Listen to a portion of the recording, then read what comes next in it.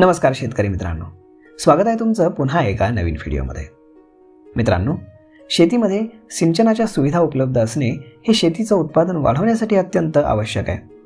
सिंचनाच्या सुविधांमुळे शेतकऱ्यांना वेळेवरती पाणी मिळू शकतं आणि त्याचा परिणाम म्हणून पिकांची वाढ चांगली होते।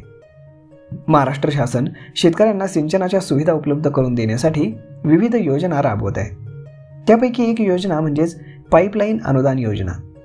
या योजनेच्या माध्यमातून शेतकऱ्यांना पाईपलाईन करून घेण्यासाठी अनुदान देण्यात येत आहे। तर आता या योजनेचा लाभ कसा आणि कोणाला मिळेल हे जाणून घेऊयात। ज्या शेतकऱ्यांच्या 7/12 उतार्यावरती विहिरीची नोंद आहे, परंतु त्या शेतकऱ्यांच्या शेतामध्ये इतर कोणत्याही सिंचन सुविधेची नोंद नाही, अशा शेतकऱ्यांना याचा लाभ मिळणार आहे। यासाठी अर्जदार शेतकरी महाडीबीटी पोर्टलवरती ऑनलाईन अर्ज करू शकतो।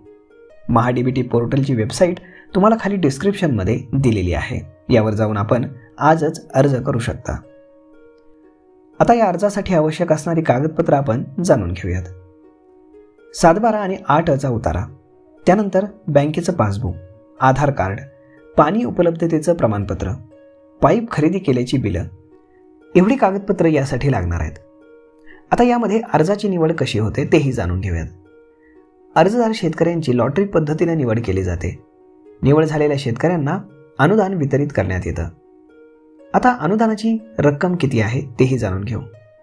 तर अनुदानाची रक्कम ही पाईप खरेदीच्या एकूण खर्चाच्या 50 ते 75% असू शकते। जास्तीत जास्त अनुदान हे 15,000 रुपये मिळणार आहे। तर मग मित्रांनो, आजच पाईप खरेदीसाठी तुम्ही ऑनलाईन महाडीबीटीवरती अर्ज करून घ्या। नक्कीच तुमचा नंबर लागेल, कारण जास्तीत जास्त लोकांना ही योजना अजून माहीतच नाही आहे। त्यामुळे तुम्ही जर अर्ज केलात तर नक्कीच तुमचा यामध्ये नंबर लागू शकतो। तर मग मित्रांनो, आजचा हा व्हिडिओ जास्तीत जास्त शेतकऱ्यांपर्यंत पोहोचवायला तुम्ही अजिबात विसरू नका। आपण भेटूयात पुढच्या एका नवीन व्हिडिओमध्ये। तोपर्यंत धन्यवाद।